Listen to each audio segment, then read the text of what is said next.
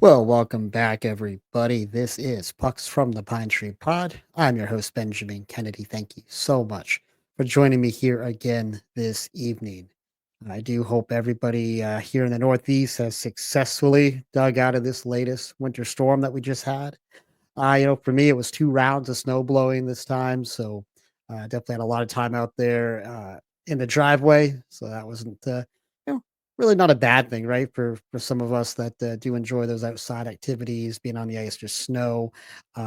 Good to see, some good snow. We haven't had great snow, up here for a couple of years, so it's been great, but of course, no matter what the weather is, right, Mainers are just gonna complain about it.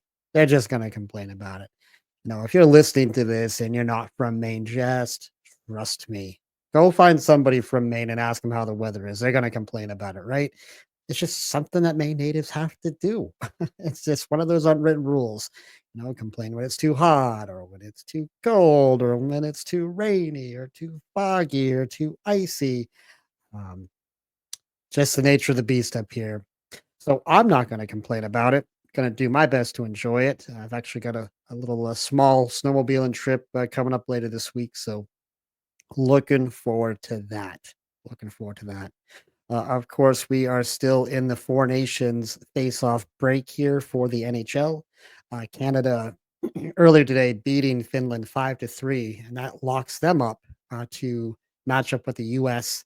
on Thursday night for the Four Nations Championship. So it'll be a repeat of what we saw just a little bit earlier here. Was that game Saturday night? I do believe. Do we do have tonight Sweden versus the U.S. At 8 p.m. Of course, the game that exhibition game at this point doesn't really mean anything for the tournament. I know. I think it's Matthew Kachuk and McAvoy not playing for the U.S. tonight. But still be fun to watch. I've just been really impressed with the speed. When you see that many great players on the ice all at the same time, the speed is exceptional. They don't play like this in the All-Star games. We know this. And I think it was Saturday night. I was flipping back and forth between the UMaine UNH game and the US Canada game, and both great games. I love both, but it's amazing to see the speed that the NHL has versus high end NCAA players. It's just a different game, right? Um, Listen, I got 2 wins on that US, beating Canada, of course, then UMaine taking care of UNH. I'm due to talk a little bit more UMaine hockey here as we're getting closer to their tournament, but, won't be talking too much about them tonight, but they did get the 2 wins, against UNH over the weekend, so always good to see the Black Bears win that border battle. Um, Curious on Thursday, what we're gonna see in that US-Canada rematch. Are we gonna see some more early fights? Like we did on Saturday, or did they get it out of their system? We will see. Should be a fun one. Yeah, and again, I think it's been a fun tournament. It's certainly not perfect, but I do think that far exceeds any sort of all-star break you were going to have. So I've been happy to watch it. Fun to see it, and like we said, good precursor to the Olympics. So of course, with this break continuing on here for the NHL, I just wanted to take a quick dive into the Boston Bruins season to date by looking at how they fared versus the current Eastern Conference playoff teams as they sit now. Of course, this list of teams could change. We know this, but given the very uneven and inconsistent play so far, the Bruins still find themselves very much in the wild card conversation. Maybe not in the best spot. We talked about that earlier, but with 25 games to go, they're only 1 point out of a wild card spot and only 3 points out of fourth place in the Atlantic Division. So they're very much in that conversation. To date at the break, they are 27, 24, and 6, 60 points, sixth in the Atlantic Division. Loses a two straight, of course, the games against the Rangers and Vegas, both games that were winnable games for them. I mean, there's no other way to slice it or dice it, right? Those were winnable games for the boys, and they drop both of them. And they do end the break 5-5 over their past 10. So kind of middle of the pack results over those last 10. Yeah, been unacceptable to this point. We've just seen a lot of uncharacteristic play that we're not used to seeing out of a Boston Bruins team. From poor defensive coverages and bad communication on the ice. Shorthanded goals given up has been tremendous. I think it's 8 on the year.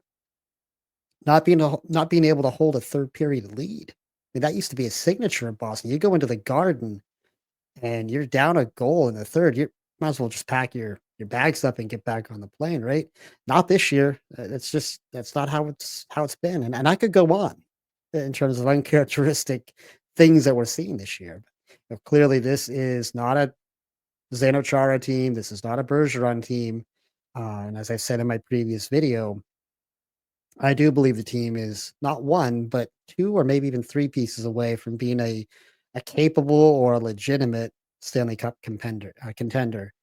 Just my opinion. I'm not expecting a long playoff run from the Bruins this year. And while I said yes, they are in the mix for the playoffs, I'm not fully convinced they can fend off this many teams that they have around them to earn that spot. Hopefully, I'm wrong, guys. Hope I'm wrong. I want to be wrong on this one. And if I am, and they do get in, how do we truly think they're going to fare? You know, do they win a first round matchup like they did against Toronto a year ago? Who out of this group here on the board would you want to see them matched up with in that first round? Or does the team just get smoked like the Washington Capitals did a year ago? I don't have a ton of optimism, but let's break down how the team has handled themselves against this grouping of teams so far this season. Looking at the 8 teams on the board to date, they have played 17 games against those teams with a record of 7, 8, and 2. 10 of those were on the road, 7, of course, at home. In these games, they scored a total of 48 goals, given up 61. So, of course, minus 13 on the goal differential. And on the year, they're a minus 25 differential on the season, and they're actually second to last in the East in scoring. So, not great metrics at all. And I'll tell you what, any Bruins fan that wants to complain about David Pastrnak, complain about turnovers this or inconsistent play here, there, stop it. Just stop it. You are 15th out of 16 teams in the East in scoring. Without David Pastrnak, where would you be? I don't want to hear complaining about pasta anymore. I'm done hearing it. I'm done. I don't talk about it a lot, but I'm just done with that whole conversation. You would be sunk, completely sunk without him. So let's take a look at the board, starting with the Atlantic Division. Florida Panthers, of course, 1-2-0 against them. Open the season against this just albatross of a team for the Bruins. Just a tough matchup for them, as has been proven out the past couple seasons. Losing that first game on October 8th, 6-4 down there in Florida. Played them again on October 14th. Lost that one 4-3. Did, however, win that last matchup on January 11th, an overtime win back in Florida, 4-3. So again, not unexpected kind of results here against Florida. They continue to be just an outstanding team despite all their roster losses. No cup hangover for them this year.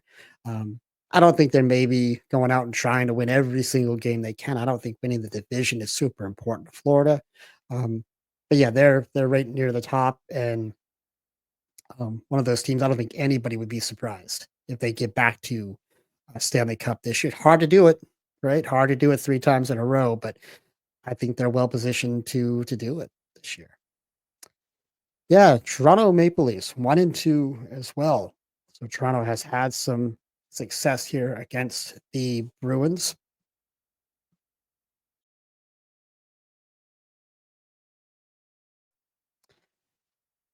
Hit the mute button on that one. I know my last video I was on the road and such a coughing fit. Getting better, but I may have to apologize. May have to hit the mute button a couple times here tonight.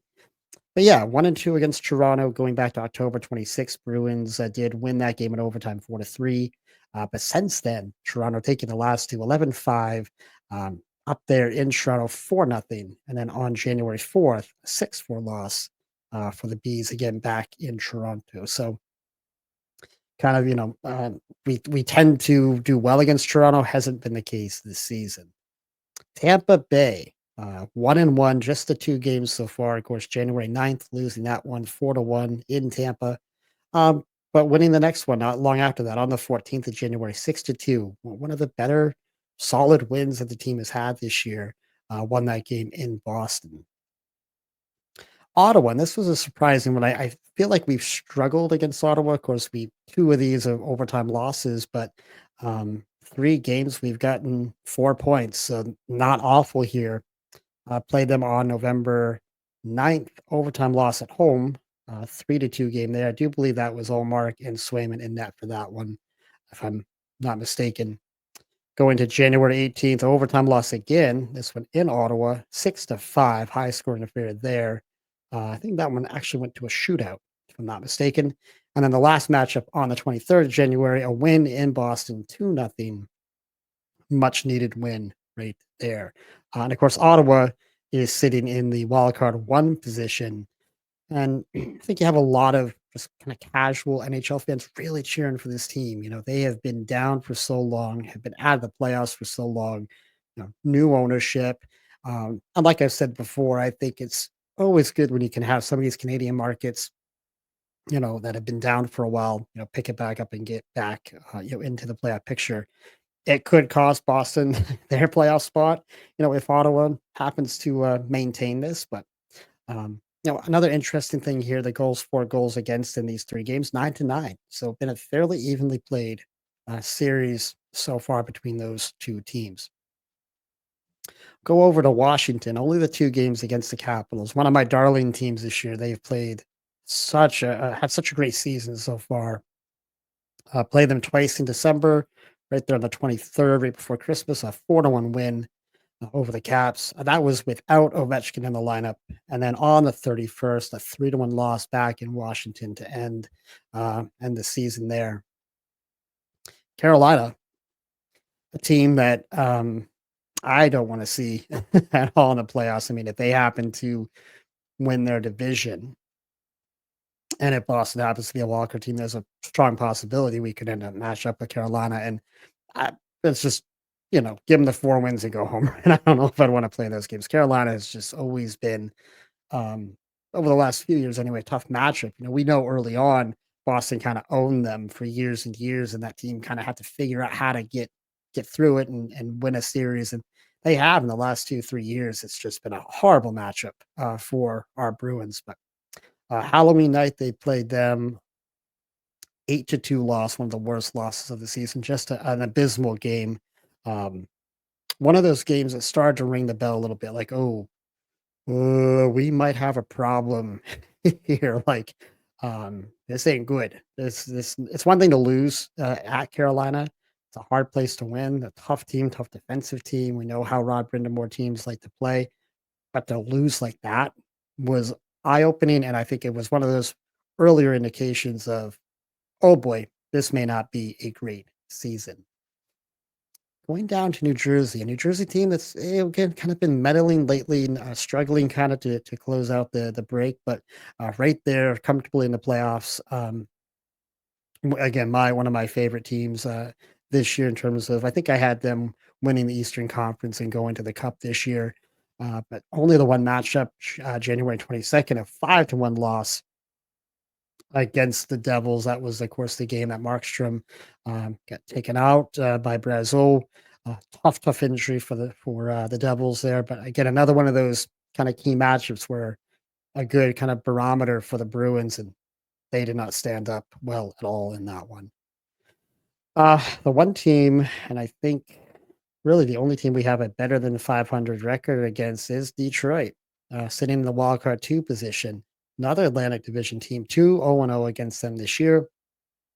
11-23, beating them 2-1 in Detroit. And on December 3rd, a game I was actually at personally, a 3-2 overtime win. So they are 2-0. I think of the 8 teams, they're probably the most likely to not hold on to that position. But I mean, you've got Ottawa, Detroit right there, Boston's right there, Columbus is right there. New York Rangers are not too far behind. So you got all sorts of teams, 4, 5, 6, 7 teams, all within just a few points of each other. Should make for a wild race here down the stretch over the last 25 to 27, 28 games.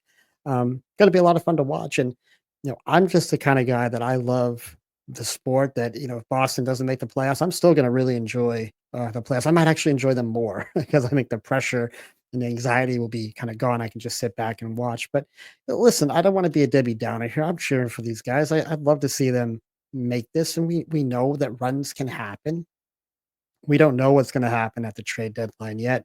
Going to be really curious to see what the team decides to do. We've already addressed this in an earlier video. It's going to be wildly curious. I mean, that they kind of have a couple different directions they can go, um, and I don't think that if they do decide to do maybe more of a sell off than maybe we're expecting, I don't really think it's the wrong thing to do necessarily. I don't think they're that close.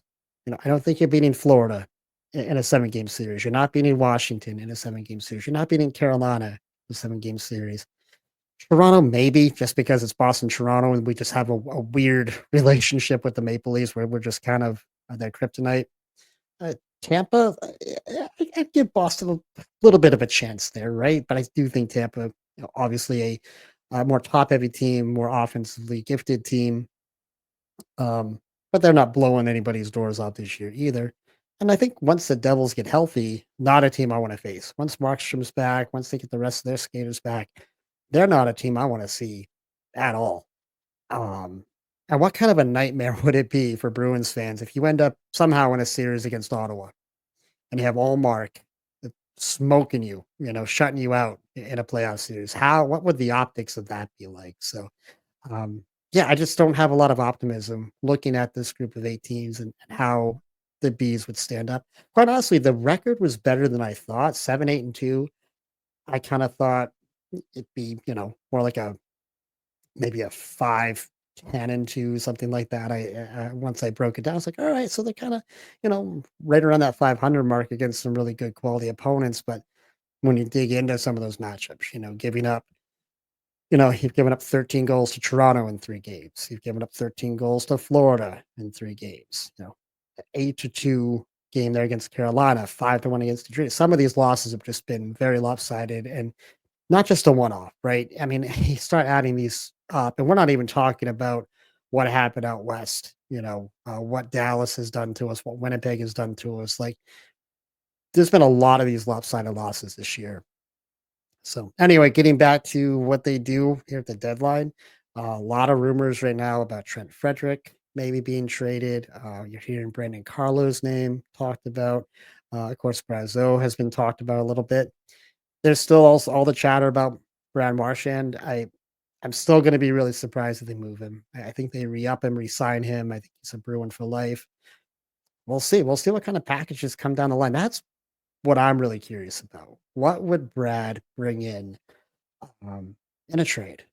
I was on a chat during one of Ace's live streams there, Running with the Devils podcast, and we were kind of going back and forth about that last week. And he thought my package was a little high. I was thinking kind of a first round pick and a third round pick, or a player coming back and maybe a second or a third round pick, something like that. He thought I was a little bit high on that, but I just think you add a guy like Marchand to a playoff roster, add him to Winnipeg, add him to Colorado, add him to a Dallas Stars team. Just you can almost punch your ticket, right? I think he would really be juiced and energized by that, and I think he would just fit in so naturally with so many different types of players. He gets a bad rep, but he's a team guy, man. Like he's playing fourth line right now for Team Canada, right? I mean, he can fit in and play his role and do what he needs to do. Um, so I think he would be just a heck of a fit on any of those clubs. Don't want to see him go. I don't think it happens still. Um, but yeah, what about a Frederick? What about a Carlo? I wouldn't be losing any sleep over that, especially if we were getting some good assets back in return.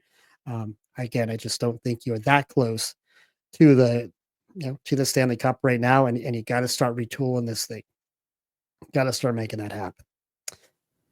Well, that's what we have for you guys this evening. I do hope you all enjoy the US Sweden game tonight. Of course, the game on Thursday, US and Canada for that championship. And the boys will be back Saturday night. I believe it's against Anaheim.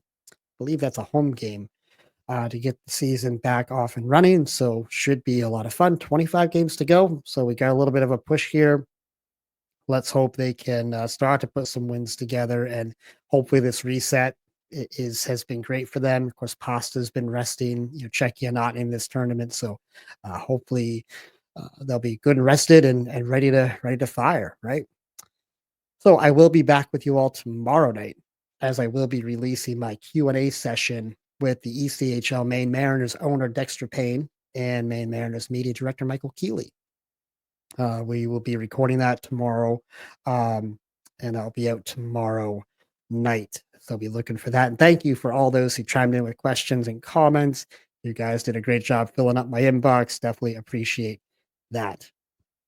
So thank you all for watching and listening tonight. If you do like what you're hearing, please don't forget to hit like and subscribe down below. Definitely helps the channel out. We're getting some good growth here lately. Absolutely, absolutely appreciate that, everybody. And until next time, be kind, show love, and God bless.